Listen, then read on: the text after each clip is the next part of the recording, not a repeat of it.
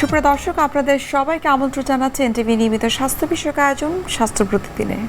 আমি নুসরাত দীপা আজ আপনাদের সঙ্গে রয়েছি। দর্শক, আপনাদের নিশ্চয়ই সবাই জানেন যে স্বাস্থ্য প্রতিদিন অনুষ্ঠানে আমরা সবসময় চেষ্টা করে থাকি গুরুত্বপূর্ণ কিছু বিষয় নিয়ে আলোচনা করার জন্য।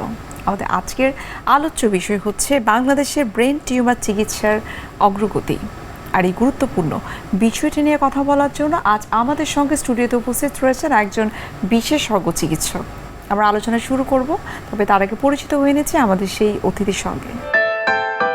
ডাক্তার মোহাম্মদ সুমন রানা 1981 সালের মে মাসে কুষ্টিয়া জেলায় জন্মগ্রহণ করেন। তিনি 2005 সালে ময়মনসিংহ মেডিকেল কলেজ থেকে MBBS ডিগ্রি অর্জন করেন। এরপর তিনি চিকিৎসা বিজ্ঞানে উচ্চতর MS ডিগ্রি লাভ করেন। বর্তমানে তিনি ঢাকা মেডিকেল কলেজ হাসপাতালের নিউরোসার্জারি বিভাগে সহকারী অধ্যাপক হিসেবে কর্মরত। আপনাকে স্বাগত আমাদের আজকের অনুষ্ঠানে। ধন্যবাদ আপনাকে, ধন্যবাদ এনটিভির সকল দর্শককে। ব্রেন টিউমার আসলে কি? টিউমার শব্দটার সাথে যদিও এটা ইংরেজি শব্দ, কিন্তু আমরা সবাই কিন্তু টিউমার মানে কি এটা আমরা অনেকেই সাধারণ মানুষের শব্দ। এটা আসলে টিউমার শব্দটা আসলে কি, যে শরীরের যে কোষগুলো আছে যেগুলো দিয়ে আমাদের শরীরটা গঠিত, যেমন একটা বিল্ডিং ইট দিয়ে তৈরি, একটা ইটের ব্রিক একটা পিস, এটাই আমাদের বিল্ডিংয়ের পুরা প্রাণ। তো এখানেও শরীরটা অসংখ্য কোষ দিয়ে তৈরি হয়। সেখানে একটা কোষ অর্থাৎ সেল বলি আমরা এটাকে, এই কোষটা স্বাভাবিকভাবে বৃদ্ধি পায় শরীরের মধ্যে, কিন্তু কোনো কোষ যদি অস্বাভাবিক রকম বৃদ্ধি পায়, অস্বাভাবিকভাবে মাল্টিপ্লাই করে, তখন এটা ওইখানে একটা লোকাল সোয়েলিং তৈরি করে, একটা বড় একটা টিউমারের মতো একটা মাস তৈরি করে। এই যে অস্বাভাবিক growth of multiplication of cell, এটাই আসলে টিউমার। এই টিউমারটা যখন ব্রেনে হয় তখন ব্রেন টিউমার বলি। এবং ব্রেন টিউমারটাও কিন্তু সাধারণ মানুষের মুখে মুখে যে ব্রেন টিউমার, যদিও দুটো ইংরেজি শব্দ। কেন ব্রেনের এই অস্বাভাবিক কোষের গ্রোথটা হবে, এর পেছনে কোনো কারণ আছে কিনা? একেবারে নির্দিষ্ট করে কোনো কারণ নেই, তবে আমরা এটাকে বলি মাল্টিফ্যাক্টোরিয়াল, অর্থাৎ মাল্টিপল কারণ থাকে যেটার কারণে কারণ ইন্ডিভিজুয়াল কোনো পার্সনের মধ্যে এরকম ব্রেন টিউমার হচ্ছে। অনেক সময় জেনেটিক কারণ, বংশগত একটা বিষয় থাকে। 2 নম্বর হচ্ছে এনভায়রনমেন্টাল ফ্যাক্টর, অর্থাৎ শরীর আমাদের এখন যে এনভায়রনমেন্টের যে অবস্থা, জলবায়ুর পরিবর্তন বলি, বায়ু দূষণ বলি, বিভিন্ন কার্সিনোজেন যেগুলো আছে, যেমন সিগারেট স্মোকিং, ধোঁয়া, বিভিন্ন খাবারের মধ্যে কার্সিনোজেন, এরকম পরিবেশ থেকে বিভিন্ন অ্যাঙ্গেলে আমাদের নাক দিয়ে হোক, পেট দিয়ে হোক, যেভাবেই হোক শরীরে আমরা এক্সপোজড হচ্ছি সেলগুলা এই সমস্ত কার্সিনোজেনে, তখন তারা কার্সিনোজেন দিয়ে আক্রান্ত হয়ে তারা মাল্টিপ্লাই করা শুরু করে অস্বাভাবিক রকমের। তো এটা একটা ইটিওলজিক্যাল ফ্যাক্টর, মেইনলি আসলে এনভায়রনমেন্টাল। যদি পরিবারের কোনো সদস্য প্রিভিয়াসলি তার হয়তো ব্রেন টিউমার ছিল বা ব্রেনের কোনো ধরনের কোনো ডিজিজ ছিল, সেক্ষেত্রে নেক্সট জেনারেশন বা পরিবারের যে অন্যান্য সদস্য যারা রয়েছে তাদের আসলে কতটুকু সচেতন থাকা উচিত, বা স্ক্রিনিংয়ের আওতায় কবে কখন থেকে আসলে আসা উচিত বলে আপনার কাছে মনে হয়? এটা খুবই গুরুত্বপূর্ণ আসলে। কিছু কিছু ম্যালিগনেন্সি বা ক্যান্সার বা টিউমার আছে যেগুলোতে আসলে স্ক্রিনিং খুবই দরকার, যেমন ব্রেস্ট ক্যান্সার, এটা আমরা সবাই জানি যে ফ্যামিলিয়ালি এটা রান করতে পারে খুব বেশি। আবার ইউটেরাইন ক্যান্সার। তো এরকমভাবে ব্রেনের যে সমস্ত টিউমারগুলো আছে সেগুলো ফ্যামিলিয়ালি রান করতে পারে, কিন্তু এইটা ব্রেস্ট ক্যান্সারের মতো অতটা ফ্যামিলিয়ালি রান করে না। মানে যতটা না আমার একটা ব্রেন টিউমার হলো তার মানে আমার ফ্যামিলির, আমার সিবলিং অথবা আমার মানে একেবারে আমরা বংশগত বলতে পারি না, একেবারে বলতে পারি না ব্রেনের টিউমারগুলোর ক্ষেত্রে। তারপরেও অবশ্যই জেনেটিক প্রিডিসপোজিশন থাকতে পারে। তো সেক্ষেত্রে আমার মনে হয় যে কারো ফ্যামিলিতে যদি এক বা একাধিক ব্যক্তি ব্রেন টিউমারে আক্রান্ত হয় কোনো টিউমারে, সেক্ষেত্রে তার সুস্থ অবস্থায় তার আসলে স্ক্রিনিংটা করে নেওয়া যেতে পারে। ব্রেন টিউমারের ক্ষেত্রে আসলে স্পেসিফিক্যালি কি কি সিমটম থাকতে পারে? ব্রেন যেহেতু স্কাল বা বোনস দিয়ে একেবারে ঢাকা, ভিতরে একটা সফট একটা ব্রেন প্যারেনকাইমা থাকে, তো এর ভিতরে কোনো একটা মাস যদি তৈরি হয় এক্সট্রা, সেটা কিন্তু একটা হাড্ডি যেহেতু বাইরে কাভারিং থাকে, সে তো চাপ দিবে, ইন্টারক্রেনিয়াল স্ট্রাকচারগুলোর উপর প্রেশার সৃষ্টি করবে, তখনই কিন্তু মাথা ব্যথা হবে। হেডেক একটা খুব গুরুত্বপূর্ণ, এবং এই মাথা ব্যথাটার ক্যারেক্টার হইল সকালে ঘুম থেকে উঠেই মাথা ব্যথা হবে, এবং এই মাথা ব্যথার সাথে বমি বমি ভাব বা বমি হবে। আমরা বলি যে এটা সিগনিফিক্যান্ট।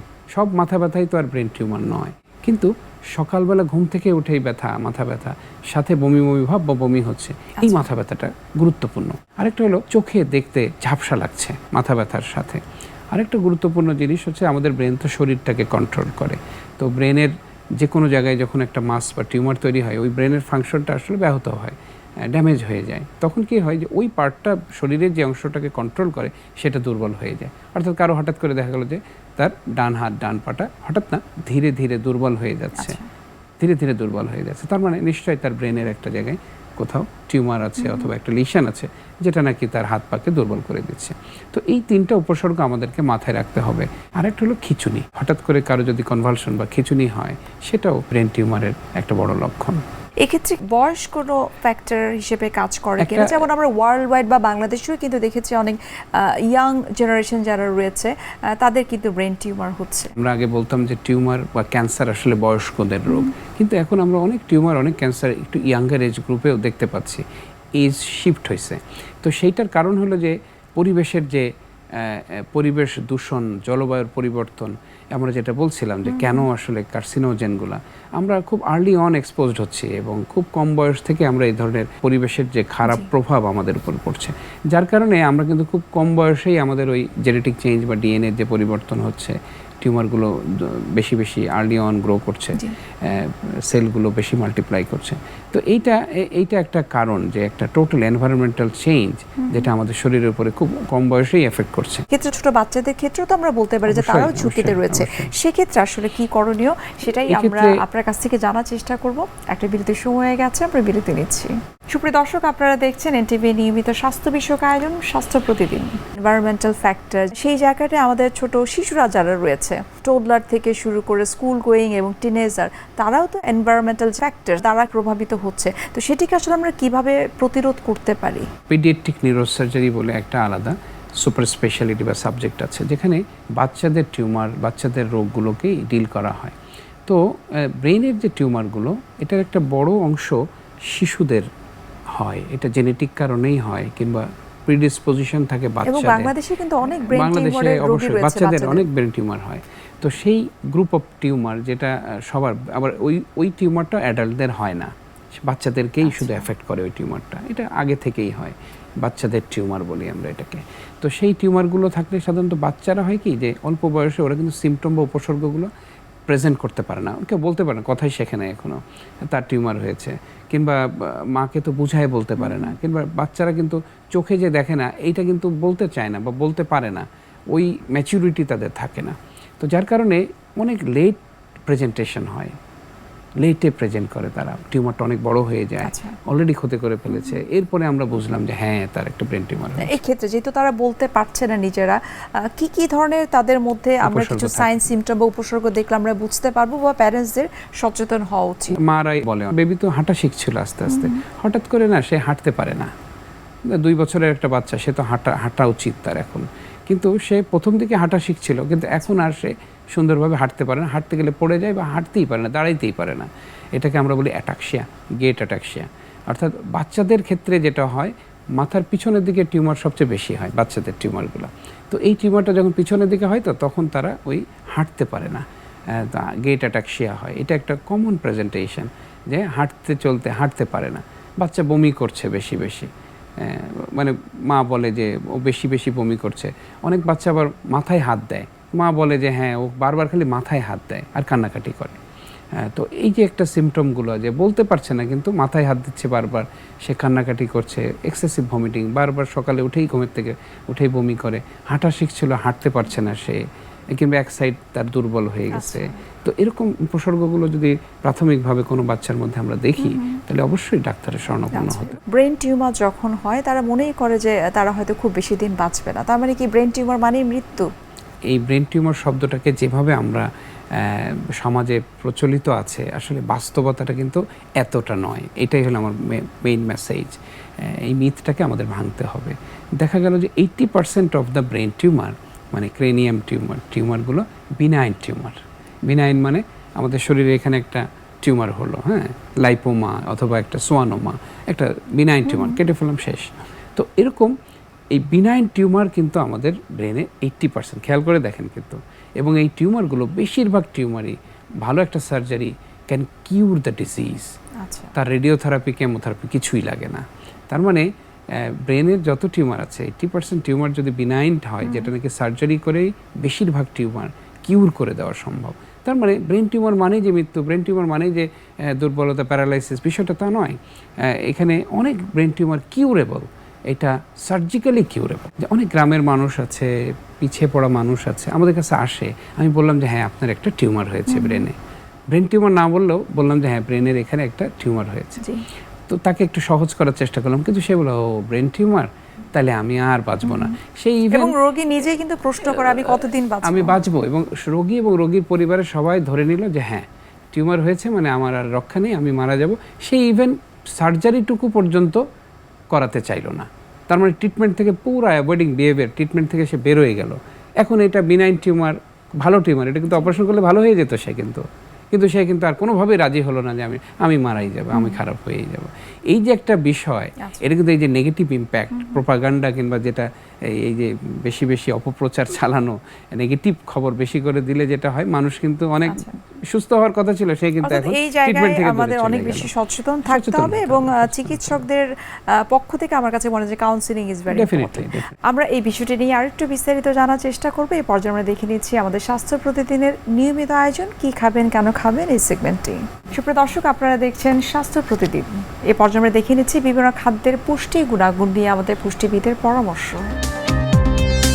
স্মৃতিশক্তি বাড়াতে কিংবা মস্তিষ্কের সক্রিয়তা বাড়াতে অবশ্যই পুষ্টিকর খাবার আপনার খাবার তালিকায় কিন্তু রাখতে হবে। স্পেশালি আপনাকে ওমেগা 3 এবং ওমেগা 6 যুক্ত খাবারের দিকে নজর দিতে হবে, যেটা আমাদের ব্রেনের জন্য খুবই উপকারী। ওমেগা 3 এবং ওমেগা 6-এর পাশাপাশি কিন্তু দেখা যায় যে আপনার DHA, EPA, ডোকোসা হেক্সানয়িক অ্যাসিড এবং ইকোসা পেন্টানয়িক অ্যাসিডও আপনার ব্রেনের জন্য খুবই উপকারী। এক্ষেত্রে আপনি সামুদ্রিক মাছ, তৈলাক্ত মাছ নিয়মিত আপনার খাবার তালিকায় রাখতে পারেন। এর পাশাপাশি আপনাকে বাদাম কিন্তু আপনার খাবার তালিকায় রাখতে হবে, কারণ বাদামও যেটা করে আপনার ব্রেনের সক্রিয়তা বাড়ায়, পাশাপাশি স্মৃতিশক্তি ধরে রাখতে বা স্মৃতিশক্তি বাড়াতে সাহায্য করে। বয়স বাড়ার সাথে সাথে যেটা হয়, আমাদের কিন্তু স্মৃতিশক্তি কমে যায়, ডিমেনশিয়ার সমস্যা বেড়ে যাচ্ছে। এখন কিন্তু ডিমেনশিয়া, আলঝেইমার এই ধরনের সমস্যাগুলো বাড়ছে। তাই আমাদের চেষ্টা করতে হবে ছোটোবেলা থেকেই বাচ্চাদের খাবার তালিকায় বাদামটা অন্তর্ভুক্ত করার জন্য, প্রতিদিন অল্প কিছু বাদাম আমাদের খাবার তালিকায় রাখার জন্য। পাশাপাশি কিন্তু আমরা সিডস যেগুলো রয়েছে, চিয়া সিড, ফ্ল্যাক্স সিড বা পামকিন সিডও আমাদের খাবার তালিকায় রাখতে পারি। এতে যেরকমভাবে আমরা ওমেগা 3 পাবো, সেরকমভাবে EPA, DHAটাও কিন্তু অনেকটা আমরা পেয়ে যাব। এরপরে ভিটামিন কে যুক্ত খাবার। ভিটামিন কে আমাদের ব্রেনের, মস্তিষ্কের যে কার্যক্ষমতা সেটা বাড়াতে সাহায্য করে। ফুলকপি, ব্রোকলি, বাঁধাকপি, শালগম এগুলো আমাদের ব্রেনের জন্য খুবই উপকারী। এগুলোতে কিন্তু ভিটামিন কে এর পাশাপাশি ভিটামিন ই এবং ভিটামিন সিও পাওয়া যায়, পাশাপাশি কিন্তু ফলিক অ্যাসিডও আছে। তাই এই খাবারগুলো যখন পাওয়া যায় বা শীতের সিজনেও কিন্তু আমাদের খাবার তালিকায় রাখতে হবে। এগুলো আমাদের ব্রেনের জন্য খুবই উপকারী। কলা রাখতে পারি আমরা আমাদের খাবার তালিকায়। কলাতে প্রচুর ম্যাগনেসিয়াম, পটাশিয়াম পাওয়া যায়। এছাড়া পটাশিয়ামযুক্ত অন্য আরও যে খাবার আছে সেগুলো কিন্তু আমাদের খাবার তালিকায় রাখতে হবে। এটা আমাদের ব্রেনের নার্ভকে শান্ত রাখতে সাহায্য করে। যেরকম আপনার কলা, খেজুর, বেদানা, তরমুজ এগুলো কিন্তু পটাশিয়াম এবং ম্যাগনেসিয়াম ভালো পাওয়া যায়। এরপরে স্ট্রবেরি বা বেরিজযুক্ত যে খাবার যেগুলো আছে কিংবা জাম রয়েছে, এগুলোতে কিন্তু অ্যান্টিঅক্সিডেন্ট পাওয়া যায়, অ্যান্থোসায়ানিন রয়েছে, যেটা আমাদের ব্রেনের নার্ভকে শান্ত রাখতে সাহায্য করে এবং আমাদের স্ট্রেস কমাতে সাহায্য করে। আমরা যদি অতিরিক্ত স্ট্রেসে থাকি তাহলেও কিন্তু আমাদের ব্রেনের কার্যক্ষমতা কমে যায়, যার কারণে আমাদের স্ট্রেস ফ্রি থাকতে হবে এবং এই স্ট্রেস ফ্রি থাকতে কিন্তু সাহায্য করে আমাদেরকে এই স্ট্রবেরি বা বেরিজ জাতীয় যে ফল যেগুলো রয়েছে সেগুলো। এছাড়া আমাদের তাজা শাকসবজি এবং ফলমূল রাখতে হবে, যেগুলো আমাদের কী করবে, ডোপামিন এবং সেরাটোনিনের যে নিঃসরণ সেটা বাড়াতে সাহায্য করবে এবং ব্রেনের কার্যক্ষমতাও কিন্তু বাড়াতে সাহায্য করবে। প্রতিদিন একটা করে ডিম আপনাদের খাবার তালিকায় রাখার চেষ্টা করুন। ডিমে কিন্তু প্রচুর পরিমাণে প্রোটিন এবং ওমেগা 3 রয়েছে, যেটা আমাদের ব্রেনের জন্য খুবই উপকারী।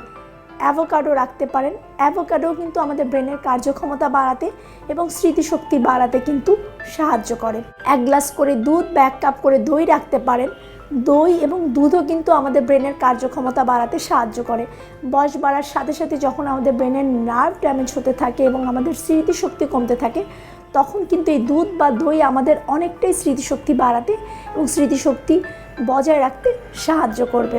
এর পাশাপাশি কিন্তু আমরা ডার্ক চকলেট খেতে পারি। প্রতিদিন রাতে ঘুমাতে যাওয়ার আগে 1 কিউব বা 2 কিউব করে কিন্তু ডার্ক চকলেট রাখতে পারি। এতে অ্যান্টিঅক্সিডেন্ট রয়েছে, যেটা কিন্তু আমাদের ব্রেনের নার্ভকে শান্ত রাখতে এবং আমাদের মস্তিষ্কের সক্রিয়তা বাড়াতে সাহায্য করে। ব্রেনের টিউমারের ক্ষেত্রে আসলে আধুনিক কি চিকিৎসা রয়েছে এবং যে ট্রিটমেন্টগুলো হচ্ছে সেটাকে কি আমরা বিশ্বমানের যে সেবাগুলো রয়েছে সেটার সাথে আমরা কম্পেয়ার করতে পারি? ডেফিনেটলি এটা খুবই গুরুত্বপূর্ণ একটা বিষয়, কারণ মানুষের আস্থার জায়গাটা আসলে ফিরে আসা দরকার। আজ থেকে যদি একটা উদাহরণ দিই আমি মাঝে মধ্যে, যে মিরপুর একটা অঞ্চল কিংবা উত্তরা, আজ থেকে কিন্তু 30-40 বছর আগে এই সমস্ত জায়গাগুলো কিন্তু একটা জঙ্গল ছিল কিংবা একটা পুকুর ছিল। মানুষ যে 40 বছর আগে যে ওখানে গেছে সে কিন্তু এখনও হয়তো বা যদি না দেখে জায়গাটা, মিরপুর যে একটা বড় সিটি হয়ে গেছে, উত্তরা যে একটা বড় প্ল্যান্ট সিটি, তো এটা কিন্তু এখন যে যায় নাই সে কিন্তু বুঝবে না বিষয়টা, সে মনে করবে কি ওইটা ওরকমই আছে। তো আমাদের দেশে যেটা হয়েছে যে নিউরোসার্জারি বা ব্রেনের অপারেশন, মেরুদণ্ডের অপারেশন, এই অপারেশনগুলোর আধুনিক প্রযুক্তির ছোঁয়া এবং আমাদের অক্লান্ত শ্রম এবং ট্রেনিংয়ের কারণে এখন একটা এদেশে এমন একটা পর্যায়ে দাঁড়াইছে যে একেবারে ইন্টারন্যাশনাল স্ট্যান্ডার্ডে কিন্তু আমরা চিকিৎসা সেবা দিয়ে যাচ্ছি। তো সেই জায়গাটা কিন্তু অনেকেই জানেন না, অনেকে মনে করেন যে না নিউরোসার্জারি সেই 40 বছর আগে যেটা ছিল সেটাই আছে। দ্যাটস ওয়াই সেই আস্থার জায়গাটা এখনো পর্যন্ত আমরা ফিরে আনতে পারি নাই।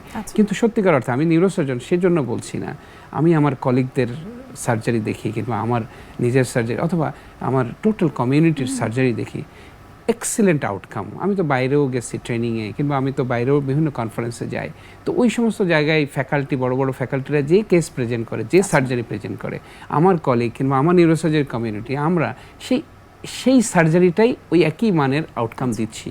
তার মানে internationally very much comparable right now বাংলাদেশের নিউরোসার্জারি।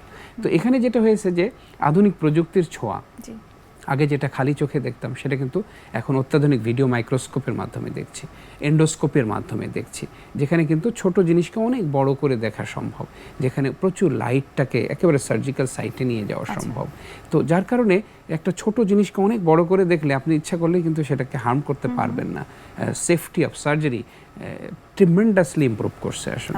আগে যেমন ব্রেনের হাড্ডি কাটার জন্য আমরা কিন্তু ম্যানুয়ালি হাড্ডি কাটতাম কিছুদিন আগে, কিন্তু এখন কিন্তু সব ইলেকট্রিক স, অর্থাৎ জাস্ট 3 মিনিট সময় লাগে এই হাড্ডিটা পুরো কেটে ফেলতে, যেটা নাকি 1 থেকে 1.5 ঘন্টা লাগতো আগে।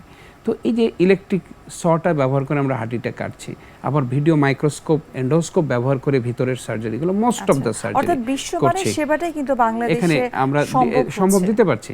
নিউরো নেভিগেশন মানে আমরা জানি, মোবাইল খুললে কিন্তু এখান থেকে আমি বুঝতে পারছি যে শাহবাগ মোড়ে এখন কি পরিমাণ জ্যাম আছে কিংবা আমি কিভাবে নেভিগেট করে যাব। তো আমাদের নিউরো নেভিগেশন আছে, যেটা মেশিনে এমআরআই করে যদি এই নেভিগেশনের মধ্যে আমার এমআরআইটা দিলাম, তো রোগীর যে সার্জিক্যাল যে পজিশনিং, সেখানে কিন্তু সে যেভাবে আছে সে সেভাবে ফিট করে ফেললো ইমেজটাকে। আমি যে অপারেশন করছি আমি কিন্তু রিয়েল টাইম দেখতে পাচ্ছি আমি ওনার কোথায় আছি। আমি চামড়ায় আছি কিন্তু টিউমার দেখতে পাচ্ছি ভিতরের বাই ইমেজিং সিস্টেম। তো আমি কিন্তু ইচ্ছা করলেই আমি কিন্তু ইনজুরি করতে পারবো না, কারণ নেভিগেশন মেশিনটা আমাকে গাইড করছে, সার্বক্ষণিক গাইড করছে। আবার নিউরো মনিটরিং যদি বলি, এটা একটা স্পেশাল মেশিন। কোভিডের সময় আমরা সবাই দেখছি যে হাতের মধ্যে একটা ছোট্ট একটা মেশিন লাগাই দিলে আমার অক্সিজেন স্যাচুরেশনটা আমি 100% না 90% দেখতে পাচ্ছি। তো ঠিক একইভাবে আমাদের শরীরের মধ্যে বিভিন্ন জায়গায় আমরা একটা মেশিন সেট করে দিই, প্রোব সেট করে দিই, সে কিন্তু মনিটর করতে থাকে কোন নার্ভটা এখন ফাংশনিং, ব্রেনের কোন অংশটা এখন ভেরি মাচ গুড ফাংশনিং অথবা সে একটু কম ফাংশন করছে। সার্জারির সময় যদি কোনো কারণে ওই নার্ভটা একটু আঘাত পায় বা আঘাত পেতে যায়, সে কিন্তু আমাকে সিগন্যাল দিচ্ছে যে ইয়েস ওখানে আর যাওয়া যাবে না। তো that's why neuro monitoring during surgery এটা ট্রিমেন্ডাসলি কিন্তু সার্জারি সেফটি বাড়িয়েছে। এই যে আপনি এত চমৎকার করে বলেন, আমার কাছে মনে হয় আমরা জনসাধারণ যারা রয়েছে আমাদের এই বিষয়গুলো আসলে জানার সুযোগটা আমার মনে হয় একটু কম। এক্ষেত্রে মনে হয় আমাদেরকে অনেক বেশি কাজ করতে হবে যে বিশ্বমানের সেবাটা কিন্তু বাংলাদেশে সম্ভব হচ্ছে। আপনাকে অসংখ্য ধন্যবাদ এত গুরুত্বপূর্ণ কিছু তথ্য আমাদেরকে দেওয়ার জন্য। ধন্যবাদ আপনাকে, ধন্যবাদ এনটিভির সকল দর্শককে। সুপ্রিয় দর্শক, এতক্ষণ আপনারা দেখছিলেন এনটিভি নিয়মিত স্বাস্থ্য বিষয়ক আয়োজন স্বাস্থ্য প্রতিদিন। এই পর্যায়ে আমরা দেখে নিচ্ছি আমাদের আগামী পর্বে কি থাকছে। কিডনি রোগ সংখ্যা বৃদ্ধির মূল বড় কারণ হলো অসচেতনতা। যাদের ডায়াবেটিস হয় এদের প্রতি 3 জনে 1 জনের কিডনি রোগ হয়। যাদের উচ্চ রক্তচাপ আছে তাদের 5 জনে 1 জনের কিডনি নষ্ট হয়। তো ডায়াবেটিস রোগীর সংখ্যা বাংলাদেশে প্রায় 1,30,00,000। বিশ্বের যে কোনো প্রান্ত থেকে যে কোনো সময় এনটিভি জনপ্রিয় অনুষ্ঠান স্বাস্থ্য প্রতিদিন দেখতে আপনারা ভিজিট করতে পারেন আমাদের পূর্ণাঙ্গ পোর্টাল www.ntvbd.com-এ। এছাড়াও এনটিভির বিভিন্ন ধরনের জনপ্রিয় অনুষ্ঠান এবং নিউজ আপডেট পেতে আপনারা ভিজিট করতে পারেন আমাদের ইউটিউব চ্যানেল এবং ভেরিফাইড ফেসবুক পেজে। দর্শক, আজ এখানে শেষ করতে হচ্ছে। দেখা হবে আবারও আপনাদের সঙ্গে। সে পর্যন্ত আপনারা সবাই ভালো থাকুন, সুস্থ থাকুন। আল্লাহ হাফিজ।